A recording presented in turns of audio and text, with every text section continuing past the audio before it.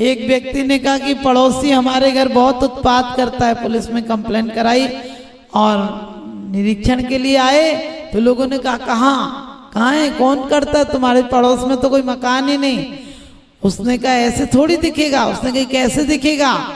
वो व्यक्ति ले गया उसको पुलिस वाले को और बोला तीसरी मंजिल पर भी, जहाँ सीढ़ी भी नहीं थी, पानी की टंकी के ऊपर चढ़ा दिया। उसने कहा भैया कहीं तो कुछ नहीं है, तुम कह रहे थे पड़ोसी परेशान करता है बहुत ज्यादा, हमें हमेशा कुछ ना कुछ डराता धमकाता रहता है। उसने कहा कहाँ दिख रहा है पड़ोसी। वो कहने लगा ऐसे थोड़ी दिखेगा। उसने कहा क्या, कैसे दिखेगा। उसने कहा टंकी पे चढ़ जाओ। तो लकड़ी की टंकी लाया, उस पे चढ़ाया और बोले ऐसे नहीं दिखेगा, दूरबीन से देखो, नदी के उस पार जो घर है ना उसमें से वो मुझे परेशान करता है। पुलिस वाला बोला तू अपना इतना दूरबीन लगाता क्यों है, तू देखता क्यों है इतना परेशान होकर के। सीढ़ियां नहीं है, चौथी मंजिल तक चढ़ के ऊपर आता है, टंकी पर आता है, फिर दूरबीन लगाता है, उसको सेट करता है, फिर तू देखता है वहां से तो आदमी तो आदमी मकान भी नहीं दिख रहा है। उसने कहा गौर से देखो, बिल्कुल आंख लगाए रखो तो दिखेगा। आप समझ गए। हम ऐसे ही दूसरों के दोस्त ढूंढ ढूंढ कर, नहीं मिले तो भी ढूंढते हैं। कोई कहीं बात करे बोले मेरी कर रहा हो, अरे क्यों सोचते हो तुम मेरी कर रहा होगा। इतने नजरिए को अनादिकाल से आज तक यही तो किया है। हमने ऐसे ही कृत्य किए हैं, इसीलिए दुखी रहे हैं। हमारे दूसरे जलाने में कारण नहीं है, क्योंकि अब जरूरत नहीं पड़ती किसी को जलाने के लिए माचिस की। अब तो लोग ही काफी हैं एक दूसरे को जलाने के लिए। एक महिला ने बाजूबंद बनवाया, गरीब महिला थी, चांदी का बाजूबंद बनवाया। और आप सच बताना, आप लोग को लग रहा होगा ऐसी कैसी महिला थी। उसने एक छोटा सा बुलौट, वो गीतों का बुलावा किया, गीतों का बुलावा किया। गरीब औरत थी, एक एक पतासा बांट दिया सबको। वो मिलने वाले भी तो गरीब लोग ही थे और आए, उनको एक एक पतासा दे और बार बार पल्ला ऊपर करे कि बाजूबंद दिख जाए। किसी ने पूछा ही नहीं। जैसे ही लोग गए और इसको औरत को इतना गुस्सा आया, उसने तो सारी लकड़ी इधर उधर फेंक दी। अब झोंपड़ा ही तो था, जलने लगा। फिर चिल्लाई इधर आओ, उसमें पानी डालो। तो लोग पड़ोस के लोग जल्दी जल्दी पानी लेकर आए और बुझाने लगे। इतने में एक महिला बोली जी तुमने बाजूबंद कब बनवाया। बोली आग लगी, पहले पूछ लेती तो घर में आग ही काहे को लगता। आपको लग रहा होगा कैसी औरत थी, घर में आग लगा दी। आप अपने दिलों में देखना कि आग नहीं लगा रहे हो। जिन मकानों में रह रहे हो क्या उनमें जिंदगी नहीं गुजर सकती है। लेकिन नहीं, हमारे बच्चों को अलग कमरे चाहिए। अरे जिन बच्चों के लिए अलग कमरों की आदत डाल दी, वो जीवन भर तुमसे अलग ही रहेंगे। जीवन भर उन्हें इतनी सुविधाएं मत दो कि वो तुम्हें नालायक समझने लगे। उन्हें इतना लायक मत बनाओ। उन्हें कम से कम एक दो बातों पर शुरू से ही ऐसी शिक्षा दो कि उन्हें लगे। पहले जीवन में इतना आदर भाव क्यों था, क्योंकि हर बाप बेटे से ज्यादा जानता था और अब हर बेटा बाप से ज्यादा जानता है। कुछ भी काम करना, कंप्यूटर की औलादें हैं तो बच्चा ही कहता छोड़ पापा आपको नहीं आता, आप रहने दो ना। बच्ची कहती मम्मी आपको नहीं आता, हम बता देंगे। लेकिन ध्यान रखना, वो कंप्यूटर तो चला लेंगे, लेकिन माँ इतना जानती थी, बिना पढ़ी लिखी थी तब भी जानती थी बेटे को कब भूख लगी है, कितना नमक डलेगा सब्जी में। अपने आप तुम खाना खाते थे, तुम्हारे चेहरे को देखकर, भाव भंगिमा को समझकर समझ जाती थी कि नमक कम है और नमक का डब्बा सरकार देती थी। और उसको इतना अनुभव था कि रूखी चीज भी बना दे तो 56 प्रकार के व्यंजनों का स्वाद आता था। तो मैं हमेशा कहती हूँ कि बच्चों को सुविधाएं दो, लेकिन बच्चों को साथ साथ भगवान का वो ज्ञान भी दो, संस्कार दो। अभी बच्चों को तुम उंगली पकड़कर मंदिर लाओगे तो बच्चे बुढ़ापे में तुम्हें मंदिर तक लाएंगे। बच्चों को इतनी सुविधा मत दो, बच्चे जो कहते तुम वो ही कर देते हो। पहले बच्चे माँ से पूछते थे माँ क्या बना है, आजकल माँ पूछती है क्या बनाऊं। क्योंकि जरूरत से ज्यादा तुम्हारे लाड़ प्यार ने बच्चे का पूरा भविष्य खत्म कर दिया है। क्योंकि पहले बच्चा 18 साल तक गुरुकुलों में पढ़ता था, 18 साल 20 साल तक इतनी कठिन परिश्रम में रहता था, इतनी कठिनाइयों में जीता था। लकड़ी तोड़ना, पानी भरना, खाना बनाना, लीपना, सब कुछ काम लड़के बच्चे करते थे। जब गुरुकुलों में रहते थे तो कोई नौकर थोड़ी लगे थे, और तीर चलाना और कुछ चलाना, खेल खेलना, बड़े उत्साह में जीते थे, काम बोझ नहीं था। लेकिन वो बच्चे जब अपनी लाइफ में प्रवेश करते थे, अपने गृहस्थ आश्रम में प्रवेश करते थे, तो पहले का जीवन बहुत कठिन था। 20 साल तक का जीवन बहुत कठोर जीवन था, इसलिए जो कुछ मिलता था तो बहुत अच्छा लगता था, बहुत सुखप्रद लगता था। लेकिन वो बचपन के संस्कार, जो साथ में रहना, धर्म ध्यान करना, ज्ञान आराधना करना, उपासना करना, वो संस्कार पड़े रहते थे। वो गृहस्थ आश्रम में भी कचोटते रहते थे कि वास्तव में आनंद तो हो ही था, ये तो एक सुविधाओं के लिए, संसार को चलाने के लिए एक बीच में पड़ाव है। और वो बच्चों को जन्म देने के बाद अपने बच्चों को पढ़ने भेज देते थे, और उनके बच्चे जैसे ही आते थे पढ़ के, उनका विवाह कर कर एक भावना बनती थी कि अब वानप्रस्थ आश्रम में जाना है, अब थोड़ी जिम्मेदारियों से थोड़ा थोड़ा हटना है, क्योंकि अंत में समाधि मरण करना है। इसलिए श्रावक का एक लक्ष्य होता है कि साधु नहीं बन पाऊंगा, लेकिन आखिरी में समाधि मरण करके ज्यादा से ज्यादा 7-8 भव में अपने अंतिम लक्ष्य को चलूंगा, पहुंचूंगा। ये वीर शासन जयंती का आपका उद्देश्य होना चाहिए कि घर में रहूंगा, लेकिन घर में ऐसे ही रहूंगा जैसे कैदी रहता है, उसको बार बार ख्याल आता है कि सजा पूरी होगी तो घर ही पहुंचूंगा। घर जाने की बड़ी जल्दी लगी होती है, वह सब काम करता है, सब जो वहाँ बताए जाते हैं नियमों का पालन करता है, लेकिन लक्ष्य घर का होता है। आप भी हम भी जब तक संसार में रहें तब तक घर के काम, परिवार की जिम्मेदारियां, समाज की जिम्मेदारियां एक हमारे कर्तव्य पालन से ज्यादा ना हो, तो आपको आज वीर शासन जयंती मनाना सार्थक हो जाएगा। और आज वीर शासन जयंती के दिन जिस शासन पर हमारे आचार्य चले हैं, कहा समंत्रभद्र स्वामी किसी परिस्थिति में भस्मक व्याधि हो गई तो देखते हैं कि अब क्या करूं, और गुरुओं को इतना ज्ञान होता था कि उन्होंने गुरु से पूछा, गुरु को पता था भी समाधि मरण का तो समय नहीं है, प्रभावना होने का समय है, लेकिन आचार्य अपने मुंह से ये नहीं कह सकते थे कि तुम असंयम में चले जाओ।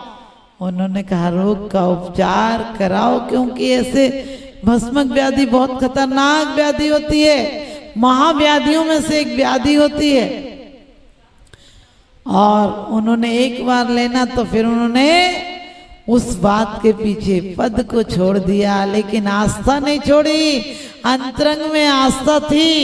क्योंकि कहते हैं श्रद्धा से दर्शन करने वाला मंदिर के फल को ले लेगा, और वरना मंदिर में क्या है पड़ा जो मंदिर हमको दे देगा। तो उन्होंने वेश को छोड़ा, एक ब्राह्मण का वेश बनाकर, आपको पता है वैष्णव मंदिर में रहिए और भोग आदि खाने की बात सबको पता होगी। और उसके साथ साथ उन्होंने अंत में ऐसा नमस्कार किया उसी भेष में, क्योंकि अंतरंग में तो वही तड़फ थी कि वीतराग देव जैसा कोई देव नहीं है, वीतराग गुरु जैसा कोई गुरु नहीं है, और वीतराग चारित्र जैसा कोई चारित्र नहीं है। उनकी आस्था उस भूमिका में रोग का इलाज कराने के बाद भी आपको पता इतनी अच्छी अकाट आस्था थी कि नमस्कार करते ही चंद्र प्रभु भगवान प्रकट हो गए। आपके जीवन में भी सुख शांति का चंद्रमा का उदय हो इन्हीं स्वभावनाओं के साथ, क्योंकि कहते हैं कि अहिंसा और प्रेम के दीप जलाती रहे जिंदगी, अहिंसा और प्रेम के दीप जलाती रहे जिंदगी, और आपको भी महावीर के मार्ग पर बढ़ाती रहे जिंदगी। और वीर शासन के दिन, वीर शासन जयंती के दिन आप सभी को यही आशीर्वाद कि आपको भी महावीर जैसा बनाती रहे जिंदगी, आपको भी महावीर सा बनाती रहे जिंदगी। हमने कि बुढ़ापे में जब भिंडी हरी मिर्च नजर आएगी, जब संतरा नींबू नजर आएगा, तब क्या परमात्मा नजर आएगा? जब आंख दर्शन करने से इनकार कर देगी, रीढ़ की हड्डी बैठने से इनकार कर देगी, पैर चलने से इनकार कर देंगे, कान सुनने से इनकार कर देंगे, तब पर क्या परमात्मा तुम्हें अपने यहाँ आने देगा? यदि जबरन आ भी जाओगे तो वैसे ही चले जाओगे जैसे आए हो, क्योंकि जीवन के लास्ट में वही याद आता है जो तुमने जीवन भर किया है। कभी लोग कहते हैं आजकल 2-2 बच्चों का खर्चा कितना है, क्योंकि कहा है यदि पुण्य का उदय है तो चिंता मत करना, तुम खाक में छोड़ जाना, वो करोड़ों में हो जाएंगे। तुम रोड पर छोड़ जाना, वो राज सिंहासन पर पहुंच जाएंगे। अनेकों दृष्टांत आपने देखे होंगे कि जो बाप कुछ नहीं छोड़ के गए और बेटा करोड़ों में खेल रहे हैं। और कभी कभी देखा होगा जो नगर सेठ थे वो आज किसी के घर पर बर्तन मांजने का काम कर रहा, क्योंकि पुण्य की संपत्ति अनेकों भव तक साथ रहती है। यदि पुण्य है तो तुम कभी किसी दुर्गतियों में नहीं जाओगे। यदि सम्यक दर्शन है तो कभी पतन नहीं होगा, और मिथ्या दर्शन है तो भले पैसा कमा सकते हो तुम, व्यसनों में चला जाएगा, लड़ाई झगड़े में चला जाएगा, कोर्ट कचहरी में चला जाएगा। एक व्यक्ति मंदिर में फटी धोती पहने था, हमने कहा क्यों पहने हो भाई साहब? बोले आपको पता नहीं। हमने कि बता दो तो हम सबसे कहेंगे कि फाड़ के पहना करो। बोला जब भगवान से हम कहेंगे मुझ गरीब की विनती सुन लीजो भगवान, तो भगवान मेरी फटी सी धोती देखकर कपड़े की दुकान खुलवा देगा।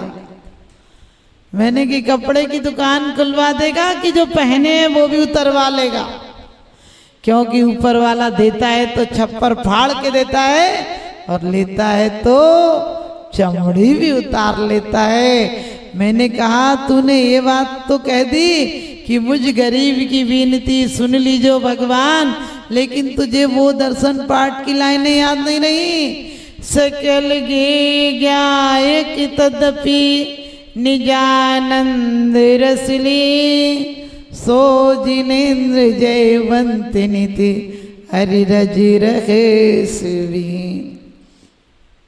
कि वास्तव में भगवान सकल गेयों के ज्ञाता हैं, और तब भी क्या है निजानंद रसली। और तू विषयानंद है, तुझे क्या निजानंद वाला समझ में आएगा? यदि अंधा व्यक्ति, एक व्यक्ति बोला डॉक्टर से, डॉक्टर साहब हम ऑपरेशन, आँख का ऑपरेशन होने के बाद पढ़ सकेंगे? डॉक्टर बोला पढ़ सकोगे। बोला पक्का बात है कि पढ़ सकूंगा? बोले हाँ पढ़ सकोगे। तो बोला कि आप चश्मा अच्छा सा देना, मैं पढ़ सकूंगा। उसने कहा हाँ चश्मा अच्छा बना देंगे, तुम पढ़ सकोगे, लेकिन इतनी बार क्यों पूछ रहे हो? बोला असल बात मैं कभी पढ़ा नहीं हूँ, स्कूल गया ही नहीं, जानता ही नहीं, अक्षर नहीं पहचानता। आप बोलो पढ़ सकूंगा कि नहीं? डॉक्टर ने कहा माफ करो भाई, तू न पढ़ सकेगा। समझ गए आप? जब पढ़े ही नहीं तो डॉक्टर क्या करेगा? इसी प्रकार से तुम जिन शासन पर चलोगे ही नहीं तो वीर शासन जयंती क्या करेगी? अरे वीर शासन जयंती तो हमारे अंदर आनी चाहिए। घर में इतना प्रेम हो, पड़ोस में इतना प्रेम हो, आपस में ऐसा भाईचारा हो कि लोग देखने वाले कहें कि दुनिया में यदि कोई समाज देखना है तो जैन समाज देखो, कि हर क्षेत्र में अपना अनुदान करती। ध्यान रखना, सिर्फ पैसे से अनुदान नहीं होता है, हम हर तरह से, मन से, वचन से, काया से। आज दुनिया में इतनी महामारी क्यों है, कभी विचार किया? सुबह उठती है, हम आनंद में उठते हैं, और कितनी जीवन पर, कितनी जिंदगियों पर छुरी चल जाती है, उनकी जिंदगी की शाम हो जाती है। कितने जीवों को तड़पा तड़पा कर मार दिया जाता है, कितनी मछलियों को, कितने मुर्गों को, कितने खरगोशों को, कितनी जानवर मूक प्राणियों पर इतनी हिंसा हो रही है। जब एक जरा सी हिंसा होती है तो आपके पूरा घर का वातावरण अस्त व्यस्त हो जाता है। घर में एक व्यक्ति बीमार हो तो पूरा घर अस्त व्यस्त हो जाता है, अच्छी शांति नष्ट हो जाती है। जब अरबों खरबों जीव सुबह की लालिमा के साथ हलाहल हो जाते हैं, हलाल हो जाते हैं, मौत के घाट उतार दिए जाते हैं, तब जीवन का कितना विषाद बढ़ जाएगा, कितना प्रदूषण बढ़ जाएगा। क्योंकि प्रकृति अपना संतुलन अपने आप बना लेती है। जीवन में खुशियों की चिंता मत करना, कभी भी मत सोचना कि खुशियां मिले, ये सोचना परमात्मा जो तू दे बस जैन शासन मिले। भक्त क्या कहता है भगवान से कि जब तक मुझे निर्वाण की प्राप्ति नहीं हो तब तक क्या मिले, आपके चरण मेरे हृदय में रहे और मेरा हृदय आपके चरणों में रहे। चरणों में ही क्यों कहा, क्योंकि चरण ही बढ़ते हैं और आपके चरण मेरे हृदय में रहेंगे। धर्मात्मा तो स्वतंत्रता सेनानी की तरह होता है, खुद जाता है तो एक को साथ ले जाता है, और वो साथ भी क्यों ले जाता है, स्वित्थान प्रति सद्भा वासना तापेति केतवा प्रतिपतिर यथा युगम वात्सल्यम अभिलभ्यते, कि तुझे भी मोक्ष मार्ग पर ले जाऊंगा। जीसस से किसी ने पूछा था कि आपके राज्य में कौन प्रवेश करेगा, स्वर्गों में कौन प्रवेश करेगा। उन्होंने कहा जो सबके प्रति प्रेम का भाव रखेगा वो रखेगा, वो जाएगा हमारे पास। तो ध्यान रखना, हम आज नमस्कार करते हैं भगवान को, जिन्होंने उनकी वाणी पर चलकर आचार्यों ने ऐसी शक्ति प्रदान की है, ऐसी श्रद्धा बनाई है। बाहर से भेष भले परिस्थिति में बदल गया था, लेकिन आस्था इतनी उत्कृष्ट थी कि नमस्कार किया तो चंदा प्रभु प्रकट हो गए। क्योंकि भक्त का नमस्कार व्यर्थ नहीं जाता है, और भक्त का नमस्कार जहां हो जाता है तो स्वयं परमात्मा बनता है। तुमको पूजे सुरपति ऐपति नरपति देव, और धन्य भाग मेरो भयो करन लगो तुमसे।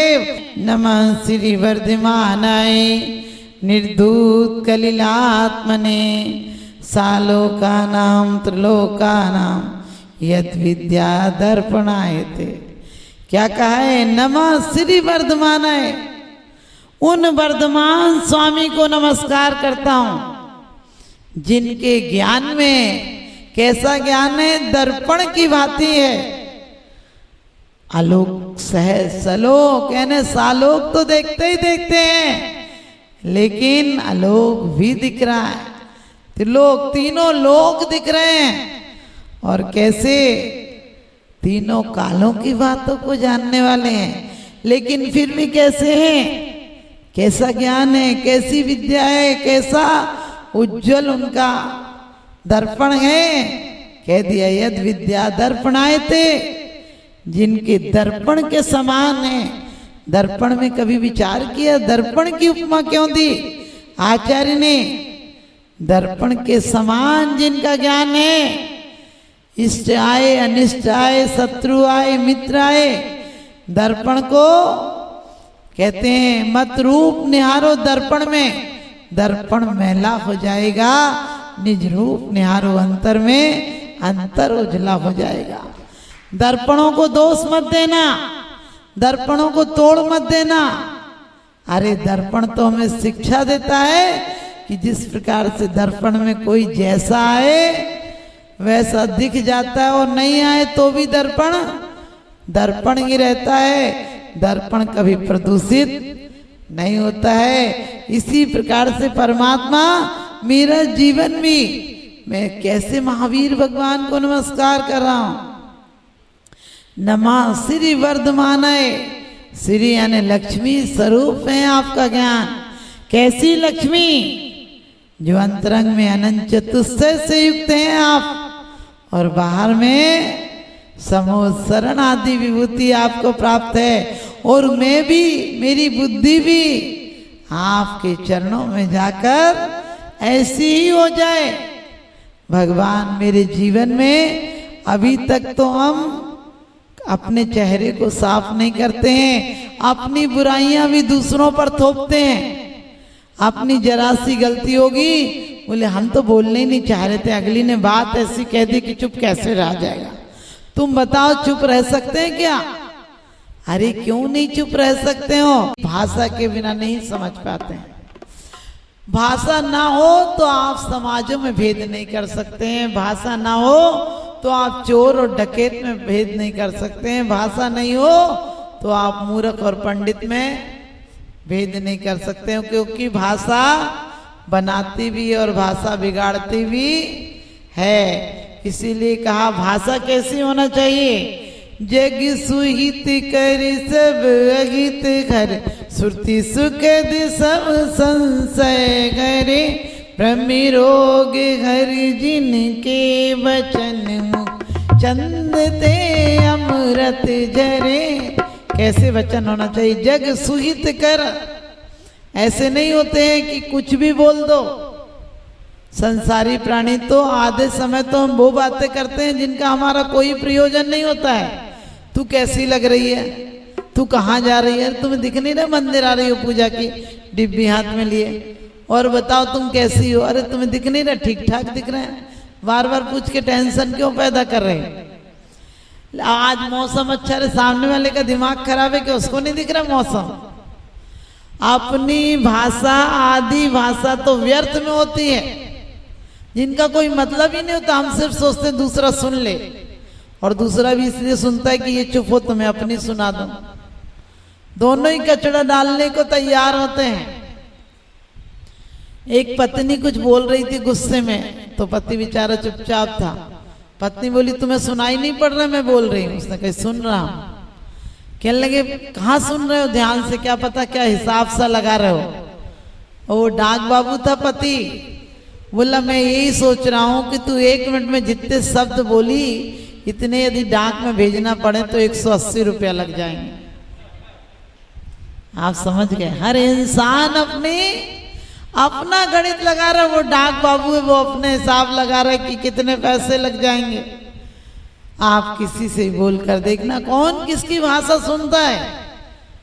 सब चले अंदर कतरनी तो करे क्या हाथ की माला, चले अंदर कतरनी तो करे क्या हाथ की माला। और हमारी वासनाओं ने हमें बदनाम कर डाला। लेकिन महावीर स्वामी की भाषा कैसी थी? भगवान की भाषा क्या, साधुओं की भाषा समिति होती है। वो भी अनर्गल प्रलाप नहीं करते हैं, कोई राग द्वेष की कथा नहीं करते हैं, और उनकी वाणी भी ऐसी होती है जो सबका हित करने वाली होती है। उनकी वाणी भी मलहम का काम करती है और आपको दोष देने का काम नहीं करती है। उनकी वाणी भी ऐसी होती है कि आपने देखा नहीं होगा कभी कोई साधु क्रोध करते हो। देखो कभी कभी किसी परिस्थिति में आ जाता हो तो अपन को उन क्षणों को याद नहीं करना है, हमें सिर्फ अच्छाइयाँ लेना है दुनिया में, क्योंकि अपनी आप अनुभव करना कि आप क्या हो। यदि आपको ये लगता हो कि क्या है भगवान भी कुछ है, इतने कांटे दे रखे, एक आध फूल खिला रखा, समझ लेना तुम्हारा नजरिया गलत है। और तुम्हें लगे कि कांटों के बीच यदि फूल का करिश्मा होगा तो इन्हीं का होगा, वरना किसकी ताकत थी कि फूल खिला दे। आप किसी के घर जाओ तो आप कभी कहते चाय तो अच्छी नहीं थी, लेकिन ये सोचो बनाई तो थी बेचारे ने, थोड़ी आगे पीछे हो जाती एक अच्छी तो क्या हुआ। आप किसी के घर से यदि आपको सच बताना 11 रुपए का टीका हो, आजकल 11 रुपए की मिलनी हो तो कैसी लगेगी? आप खुश होगे कि नाराज होगे? आप कहोगे कोई 11 रुपए का अब जमाना रहेगा, इससे अच्छे तो करते नहीं। लेकिन ये नहीं सोचा कि उसने आपको इज्जत तो दी। अरे रुपयों के कागज के बंडल लेने नोट क्यों समझते हो? लेकिन हम फिर भी कितनी भी अध्यात्म की बात कर लें, किसी की शादी में जाओगे तो यही देखोगे कितना खाना बना। अरे तुम नारकी जीव हो क्या, खाया नहीं क्या? इतना तो खा नहीं पाओगे जब तक 100-150 आइटम नहीं हो, तब तक बोले कोई खास शादी तो थी नहीं। अरे शादी थी, उसमें आइटम तुम लोग देखने क्यों जाते हो? हम कहते हैं कौम के इंसान तुझे चलना नहीं आता और एक बार गिर गया तो संभलना नहीं आता। हम धर्म ध्यान की बात करते हैं, हम अनर्थदंड त्याग की बात करते हैं, लेकिन सच बताना कितना फिजूल होता है हमारा खर्चा, जिसका कोई औचित्य नहीं होता है। दोनों परिवारों में से किसी के पल्ले नहीं पहुंचता है। और सच पूछो किसी को देखने की भी नहीं पड़ी, लोग सोचे दिखावे के लिए करना पड़ता है। किसको पड़ी है दिखावे की? सारे तो बीमार दुखी और कहते परेशान लोग जाते हैं। कौन को फुर्सत पड़ी है तुम्हारी देखने की? सब अपने। और आपने देखा होगा आज की भोजन पद्धति आपको भिखारी बना देती है। तंदूर पे खड़ा आदमी बोलता है एक दे दो, एक दे दो, एक रोटी। आप समझ गए, एक ही कैसे मांगते जैसे भिखारी मांग रहा हो लाइन लगाकर। और तो सामान का नंबर ही नहीं आता है। और उसके बाद कहते हैं हमने तरक्की की है। तरक्की तो वो थी जब सब मिलकर बनाते थे, और मिलकर बनाते थे उसका परिणाम ये होता था कि 2 चीजों में भी 100 चीजों का स्वाद आता था। और आज भी हमें दीदी देश को कितनी भी योजनाएं बनाते रहो, क्योंकि योजनाएं तरक्की की, लेकिन तरक्की नहीं होती क्योंकि वजह साफ जाहिर है कि विचारों में मिलावट है। विचारों में मिलावट है, दिखावट में मिलावट है, सारे रिश्तों में मिलावट है। रहा कुछ भी नहीं सच्चा, क्योंकि अब तो बीजों में मिलावट है। अब तो बीजों में मिलावट है। हमारी जिंदगी एक मिलावट हो गई, सजावट हो गई, दिखावट हो गई, और बनावट हो गई, और मिलावट हो गई। लेकिन भगवान की वाणी कैसे होती है? जिनका अंतरंग इतना उज्जवल हो गया, उनकी वाणी को वीर शासन जयंती, यानी वीर भगवान के शासन पर। लोग कहते भगवान तीर्थंकर भी एक ही होते थे और अब बेटा भी एक ही होता है। हमने कही एक होता है, लेकिन ध्यान रखना, एक कांटा हो तो चुभा देता है और एक कांटा हो कि कांटा निकाल देता है। ध्यान रखना, यदि बच्चों को संस्कार नहीं दिए, वीर शासन पर चलने की शिक्षा नहीं दी। आपको पता होगा, हमने पुराण पढ़े हैं कि एक तीर्थंकर के काल में कितने कितने आरिका, कितने मुनि होते थे। 1 लाख मुनि, 3 लाख आरिकाएं, इतने लाख श्रावक, इतने लाख श्राविकाएं। सोच के देखो, जब इतनी मुनिचर्या, हालांकि आज की तरह नहीं थी, इतना आडंबर नहीं था कि बाटे हों, ये हो, उच्च स्थान बोल दिया, वो कुछ भी हो बोल दिया, आप ऊंचे आसन पर विराजमान हो। और बनाने में भी ऐसा कुछ नहीं था। कितने फल फूल, क्योंकि प्रकृति बहुत साथ देती थी, हवा और पानी भी शुद्ध था। आज भी जो जंगलों में रहते हैं उनके स्वास्थ्य अपने आप सही रहते हैं, क्योंकि प्रकृति हमें सारे विटामिन देती है, प्रकृति हमें बहुत कुछ देती है। तो आज जैसे आडंबर नहीं थे, जो कुछ यदि खिचड़ी बनी है तो खिचड़ी दे दी, जो बना था वो दे देते थे, लेकिन मन से देते थे।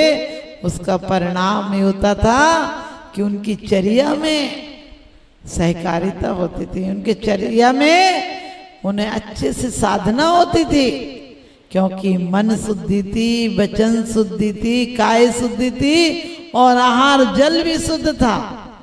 आदमी बेईमानी से कमाने के लिए नहीं लगा रहता था कि कुछ भी कहीं से पैसा आना चाहिए। पहले लोग पैसे के पीछे प्रेम को नहीं ठुकराते थे, आजकल तो पैसे के पीछे प्रेम को ठुकरा देते हैं।